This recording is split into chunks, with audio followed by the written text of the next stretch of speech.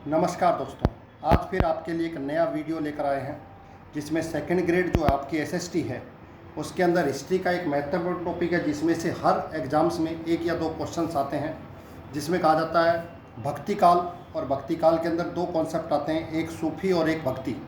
तो आज उनके कुछ महत्वपूर्ण क्वेश्चंस पर हम चर्चा करते हैं और आपके एग्ज़ाम्स में जो आने वाला जो सेकंड ग्रेड का एग्ज़ाम है उसमें ये कहीं ना कहीं आपके लिए कारगर या महत्वपूर्ण साबित होंगे। तो स्टार्ट करते हैं। आज का पहला क्वेश्चन देखिए, दक्षिण भारत के अलवार संतों का संबंध किससे है? अब बात की गई अलवार। अब आपको पता है दक्षिण भारत के अंदर दो प्रकार की व्यवस्थाएं हैं, एक अलवार और एक नैनवार। ये आपने कहीं ना कहीं पढ़ा होगा और आपके सेकंड ग्रेड एग्जाम्स में कहीं ना कहीं बार बार ये पूछा भी जाता है कि अलवार और नैनवार आपको पता होने चाहिए। तो नैनवार, नैन किसके थे? नेव शिव के थे। त्रिनेत्र किसके थे? शिव के। तो ये मानने वाले कौन कहलाए? शिव कहलाए। और इनकी संख्या बनाई जाती है कि ये कुल इनकी संख्या कितनी थी? 63। अलवार सेव की, जब ये सेव हो गई तो ये वैष्णव हो गए। वैष्णव परंपरा को मानने वाले संत क्या कहलाए? अलवार कहलाए। और मुख्य रूप से इनकी संख्या कितनी थी? 12 थी। एक चीज़ आपको ध्यान रखना, इसमें भी अलवार में एक चीज़ ध्यान रखना, एक महिला संत हुई है बहुत ही महत्वपूर्ण, जिसका नाम था अंडाल। इसको ध्यान रखिएगा, जो विष्णु की प्रेमिका के रूप में जिसको जाना जाता है। ये चीज़ और आपको ध्यान रखना। और अगर नैनवार में भी आप पढ़ना चाह रहे हो तो ध्यान रखिएगा, करिक काल जो नामक एक महिला संत मानी जाती है, जो कहीं ना कहीं स्त्री संत के रूप में जिसको जाना जाता है। तो दोनों में आपको ध्यान रखना है। वैष्णव के अंदर अंडाल नामक विष्णु की प्रेमिका के रूप में महिला संत, और नैनवार में करिक काल के नामक एक महिला संत स्त्री, और इनकी संख्या कुल कितनी मानी जाती है, ध्यान रखिएगा। तो इसमें पहला ही आंसर है कि अलवार संत। तो अलवार आपके सामने आंसर होगा कि अलवार कौन होंगे? अलवार ए का मतलब विष्णु को मानने वाले। तो इसका पहले का आंसर क्या होगा? ए है इसका आंसर होगा। इसको ध्यान रखिएगा। नेक्स्ट क्वेश्चंस की बात करते हैं। ये क्वेश्चन लगभग सभी का सही हुआ होगा। दूसरे क्वेश्चन की बात करते हैं, अद्वैतवाद।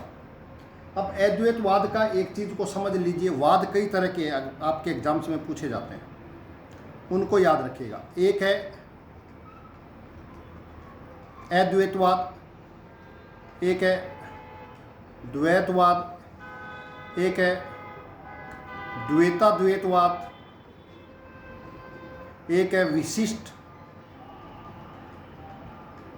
द्वैतवाद। ये कुछ महत्वपूर्ण द्वैतवाद है जो आपके एग्जाम्स में कहीं ना कहीं बार बार पूछे जाते हैं। और भी अगर पढ़ना चाहते हो तो एक है शुद्ध द्वैतवाद। ये आपके एग्जाम्स में कहीं ना कहीं पूछे जाते हैं, इनको ध्यान रखिएगा। तो अद्वैतवाद मूल रूप से प्रारंभिक जो जानकारी मिलती है कि शंकराचार्य के द्वारा अद्वैतवाद को प्रारंभ किया गया। तो इसमें पूछा ही क्या गया? शंकराचार्य। अब रामानुजाचार्य ने विशिष्ट द्वैतवाद दिया था। रामानुजाचार्य का विशिष्ट द्वैतवाद, आपको इसको ध्यान रखिएगा।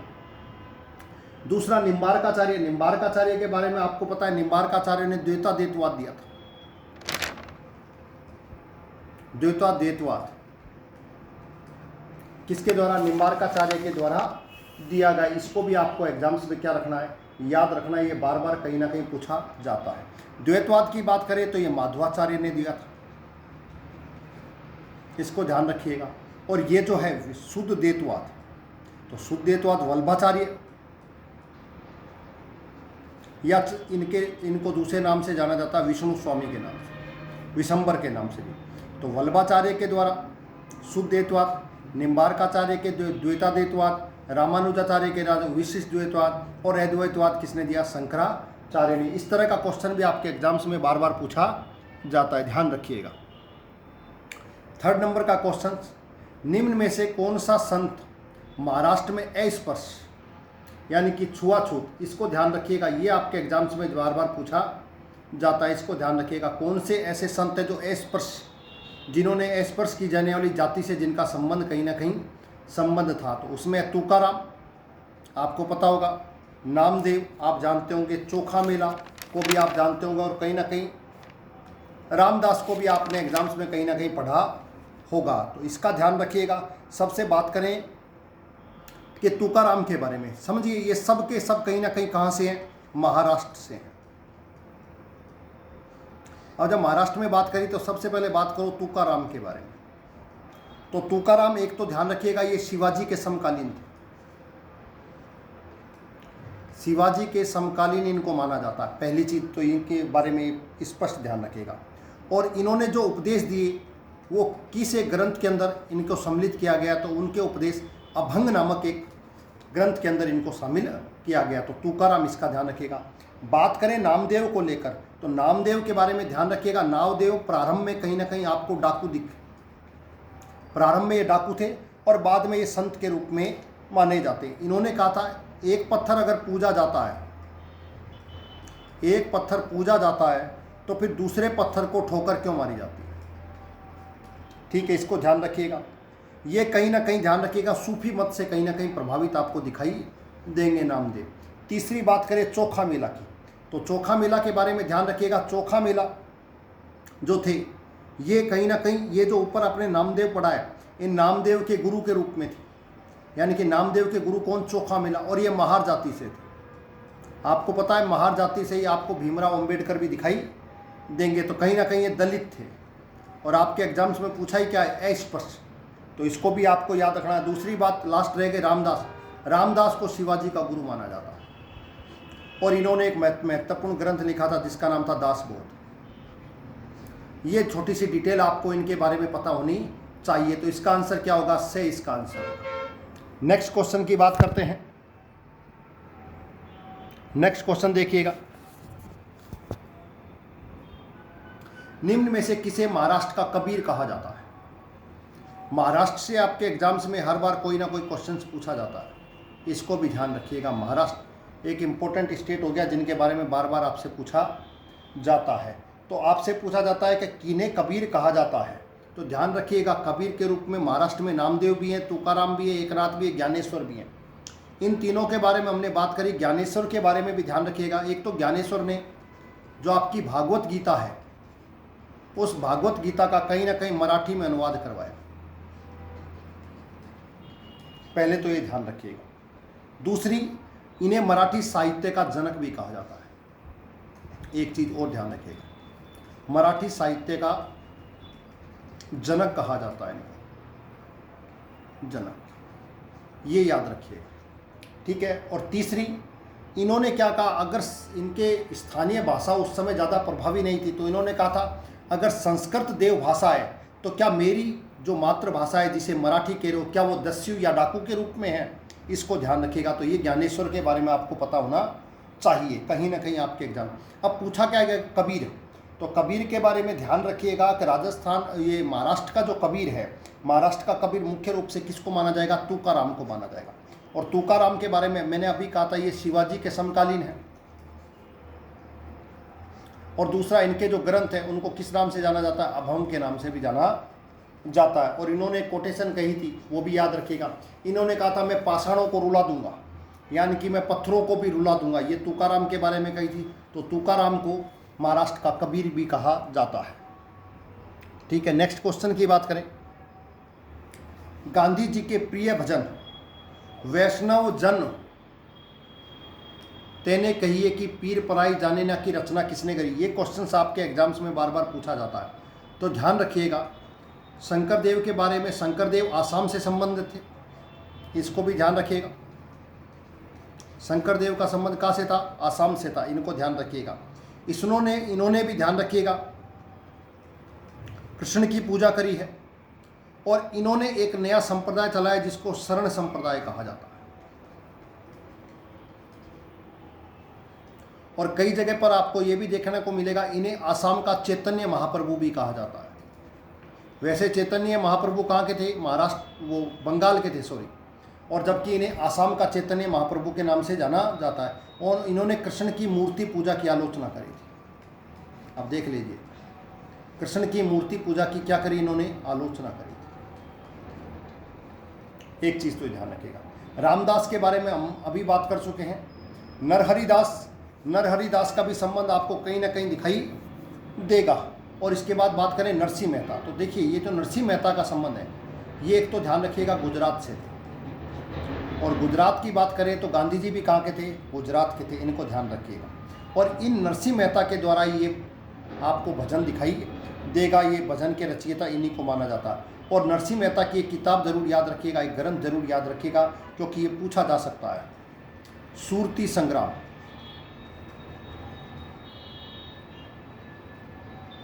सुरती संग्राम इनके द्वारा लिखा गया एक साहित्य है, और इन्हीं के द्वारा गांधी जी का जो प्रिय भजन है जिसमें राधा कृष्ण का प्रेम गीत माना गया है, और इसके बारे में गांधी जी के बारे में जो ये ग्रंथ ये भजन लिखा गया है इसकी रचना नरसिंह मेहता के द्वारा की गई। तो इसका आंसर क्या होगा, डी इसका आंसर होगा, इसको ध्यान रखिएगा। नेक्स्ट क्वेश्चन की बात करें, अमृतसर रामदासपुर के संस्थापक कौन थे। अब देखिए नाम ही पड़ गया, अगर खाली अमृतसर आता तो फिर भी कईयों को कंफ्यूजन होता, लेकिन ब्रैकेट में क्या दे दिया गया, रामदासपुर दे दिया गया। जब रामदासपुर दे दिया गया तो सिंपल सी बात है, अमृतसर के संस्थापक कौन हो गए, रामदास। और ये ज़मीन किसने दी थी, अकबर ने दी थी। और इन्हीं के द्वारा अमृतसर में क्या बनाया गया, तालाब, और अमृतसर नगर की भी क्या की गई, स्थापना की गई। इसको अर्जुन देव के बारे में आपको पता ही है, जहांगीर के द्वारा इन्हें फांसी दे दी गई, क्योंकि इन्होंने खुर्रो का क्या किया था, खुसरो का साथ दिया था। तेग बहादुर के बारे में आपको पता होना चाहिए कि इनको भी फांसी पर चढ़ा दिया गया था, और किसके द्वारा, औरंगजेब के द्वारा। ये भी आपको ध्यान रखना है, ठीक है। ये कुछ आपको जानकारी होनी चाहिए इसके बारे में। तो इसका आंसर क्या होगा, रामदास इसका आंसर। नेक्स्ट क्वेश्चन की बात करें, कौन सा युग्म सुमेलित नहीं है। इस तरह का क्वेश्चन आपके एग्जाम्स में कहीं ना कहीं देखने को मिलेगा, इसको ध्यान रखिएगा, और ये निश्चित तौर पर आपके एग्जाम्स में आ सकता है। मेरी नज़र में ये वेरी वेरी इंपॉर्टेंट क्वेश्चन है, इसको देख लीजिए। चोखा मेला अभी हम बात कर चुके हैं, बिल्कुल चोखा मेला का संबंध कहाँ से है, महाराष्ट्र से, बिल्कुल। वारिस शाह का संबंध पंजाब से, बिल्कुल पंजाब के अंदर इनके बहुत महत्वपूर्ण भजनों के बारे में और संत के बारे में जाना जाता। शंकर देव के बारे में हम अभी बात कर चुके हैं, इन्हें आसाम का क्या कहा जाता है, चैतन्य महाप्रभु के नाम से जाना जाता। और बसवन्ना, ये बसवन्ना और ध्यान रखिएगा, बसवन्ना कर्नाटक के, कहाँ पे, कर्नाटक के। तो ये चारों के चारों कहीं ना कहीं सुमेलित आपको दिखाई देंगे। तो इसका आंसर क्या होगा, सेव। और ये इंपॉर्टेंट क्वेश्चन है, वेरी वेरी इंपॉर्टेंट क्वेश्चन है, इसको ध्यान रखिएगा, निश्चित तौर पर कहीं ना कहीं आपके एग्जाम्स में दिखाई देगा। नेक्स्ट क्वेश्चन की बात करें, निम्नलिखित में से कौन सा सही सुमेलित है। सही सुमेलित की बात की गई है, वापस ध्यान रखिएगा। शरिया, आजकल इस शब्द को आप बहुत सुनते हो, शरिया, मुस्लिम पैगंबरों के या मुस्लिम निर्देशित कानून जिनका सभी को पालन करना होता, शरिया। दूसरा हदीस, पैगंबर साहब से जुड़ी हुई जो भी परंपराएं हैं उन परंपराओं को हदीस में शामिल किया गया। मलफुजात, सूफी संतों की जितनी भी टॉक्स हैं, आपस में जो बातचीत है, मलफुजात में शामिल की गई हैं। तो इसका मतलब ये कहीं ना कहीं आपको दिखाई देंगे, सभी के सभी आपको दिखाई देंगे। तो दो तीन चीज़ें आपको ध्यान रखनी है। ये बात कर रहे हैं हम सूफ़ी की, किसकी, तो सूफ़ी में एक चीज़ ध्यान रखिएगा, सफ़ा से बना है, और सफ़ा का मतलब होता है पवित्रता या शुद्धता। इसको भी थोड़ा सा आपको ध्यान रखना है। तो इसके आंसर सारे क्या होंगे, सही होंगे। नेक्स्ट क्वेश्चंस की बात करें,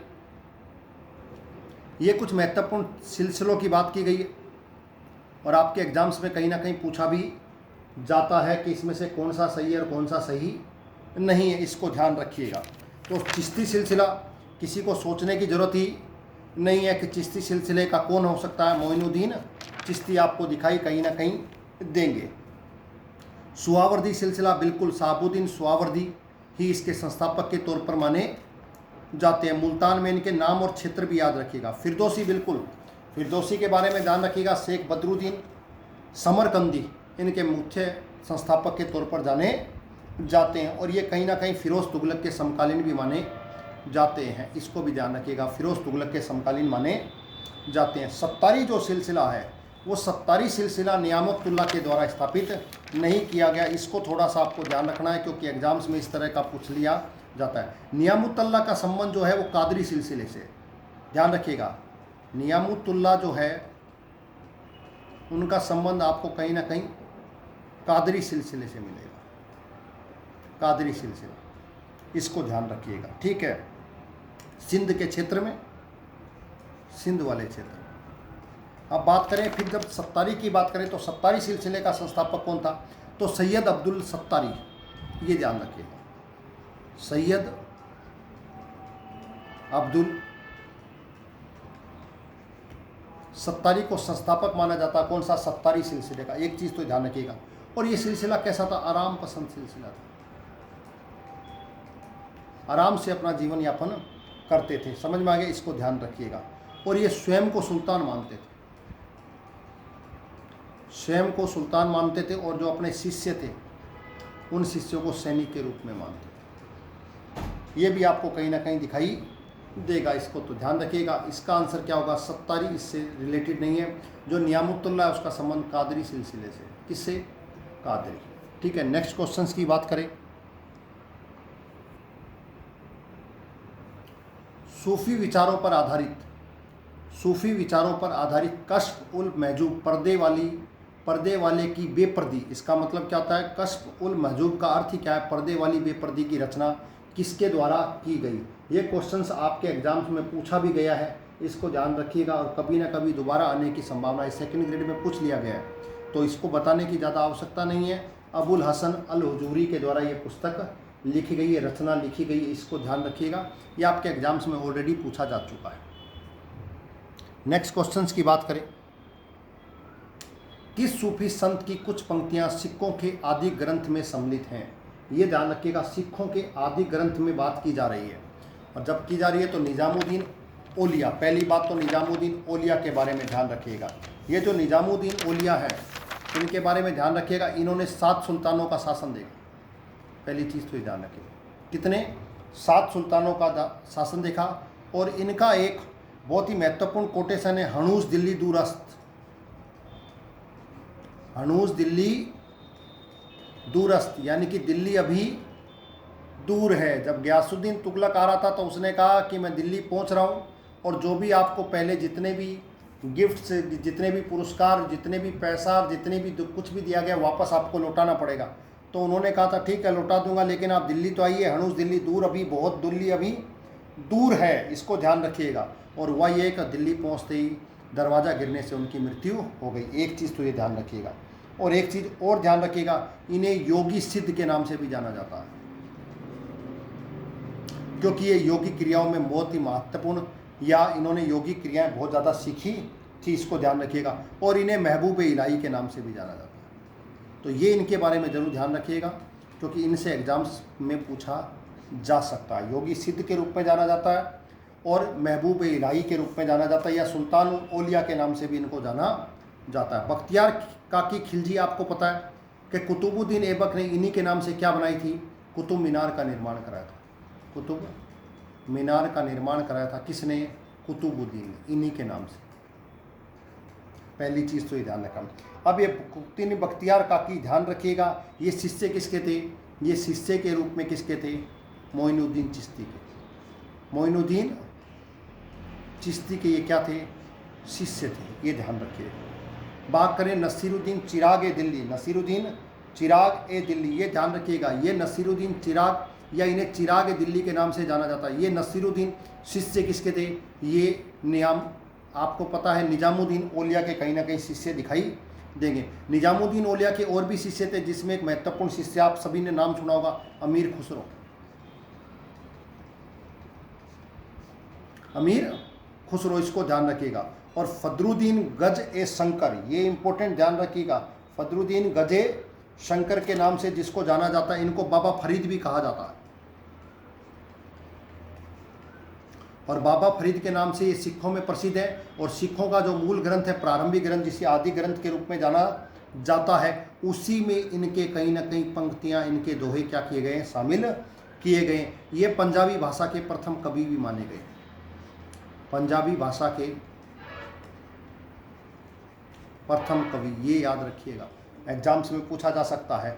और अगर पॉलिटिकल की बात करें तो ये बलबन के दामाद भी माने जाते हैं। बलबन, आपको पता होगा पर जो ये गुलाम वंश था, गुलाम वंश के अंतिम शासक के तौर पर बलबन को जाना जाता है, जिसने लो रक्त की नीति को अपनाया था। तो ये आंसर क्या होगा? इसका आंसर दे होगा, ध्यान रखिएगा। फदरुद्दीन, गजे शंकर या बाबा फरीद एक ही बात है, ठीक है। और इन्हीं के जो पंक्तियाँ, इन्हीं के जो दोहे किस में शामिल हैं? आदि ग्रंथ में, और इन्हें वहाँ बाबा फरीद के नाम से भी जाना जाता था। इसको थोड़ा सा आप याद रखिएगा। नेक्स्ट क्वेश्चंस की बात करें, कौन सा जोड़ा सुमेलित नहीं है? अब ये तो मैं पहले ही बता चुका था, मुझे लग रहा नहीं है कि इसमें से कोई गलत होने की कोई संभावना आपको नज़र आएगी कि आप सभी के सभी इसमें कहीं ना कहीं कर दोगे। कि रामानुजाचार्य विशिष्ट द्वैतवाद बिल्कुल दिया था इन्होंने, मध्वाचार्य इनके द्वारा द्वैतवाद दिया गया, बिल्कुल दिया गया। विष्णु स्वामी मैंने आपको बताया था, विष्णु स्वामी कह दो या वल्लभाचार्य कह दो, इनके द्वारा शुद्ध द्वैतवाद दिया गया। और निम्बार्काचार्य के द्वारा अद्वैतवाद नहीं दिया गया। आपको पता है निम्बार्काचार्य के द्वारा द्वैता द्वैतवाद दिया गया। और आपको पता है अजमेर के सलेमाबाद में इनकी पीठ है। फिर अद्वैतवाद किसने दिया? तो अद्वैतवाद तो आपको पता ही है, शंकराचार्य के द्वारा दिया गया। पिछले क्वेश्चन में इसमें डिटेल से बात हम कर चुके हैं, तो इसको थोड़ा सा ध्यान रखिएगा। नेक्स्ट क्वेश्चंस की बात करें, लिंगायत आंदोलन के प्रवर्तक कौन थे? लिंगायत, तो ध्यान रखिए लिंगायत आंदोलन चला कहाँ पर था?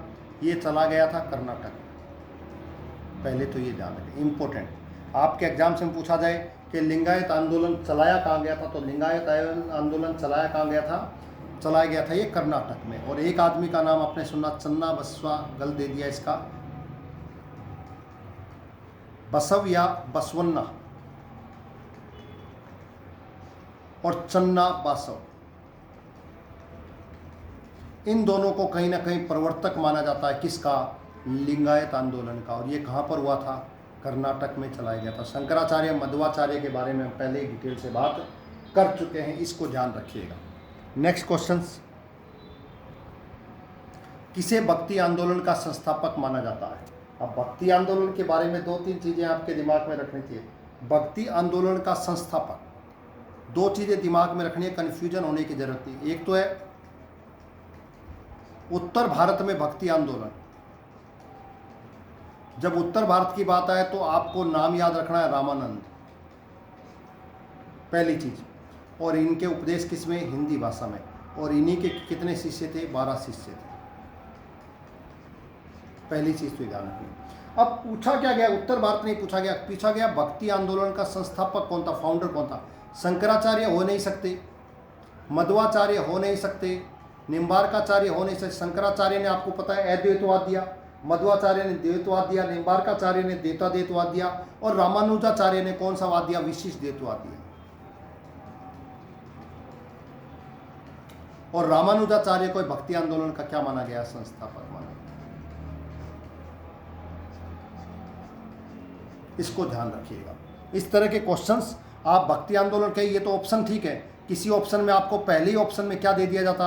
रामानंद दे दिया जाता। तो मुझे ये लगता है 50% स्टूडेंट तो देखते ही भक्ति आंदोलन रामानंद का आंसर लगाते। ध्यान रखिएगा, ढंग से पढ़िएगा। संस्थापक पूछा गया, उत्तर भारत नहीं पूछा गया, तो रामानुजाचार्य इसका आंसर होगा। आज का लास्ट और अंतिम क्वेश्चन, चैतन्य महाप्रभु किसके उपासक थे? ये क्वेश्चन पूछा गया है, बिल्कुल सिंपल सा क्वेश्चन है। और मुझे ये उम्मीद है कि इसका आंसर आप सभी लोग आसानी से और जल्दी से दे भी देंगे, जहाँ तक आपको दिखाई देगा। चैतन्य महाप्रभु के बारे में मैंने आपको एक चीज़ बताई थी कि ये कहाँ के थे? बंगाल के थे, पहली चीज़ तो। और आसाम का चैतन्य प्रभु किसको माना जाता है? मैंने कहा था शंकर देव, ये भी आपको मैं बता चुका था, इसको ध्यान रखिएगा। अब पूछा क्या गया उसको देखिएगा। पूछा क्या गया? चैतन्य महाप्रभु किसके उपासक थे? विष्णु के, शिव के, कृष्ण के या राम के? इसको बताइए। तो एक चीज ध्यान रखिएगा, अब इसमें दोनों ऑप्शन है, विष्णु भी और कृष्ण भी, विष्णु भी और कृष्ण भी, इसको ध्यान रखिएगा। तो मूल रूप से ध्यान रखिएगा, इन्हें कृष्ण का अवतार माना गया।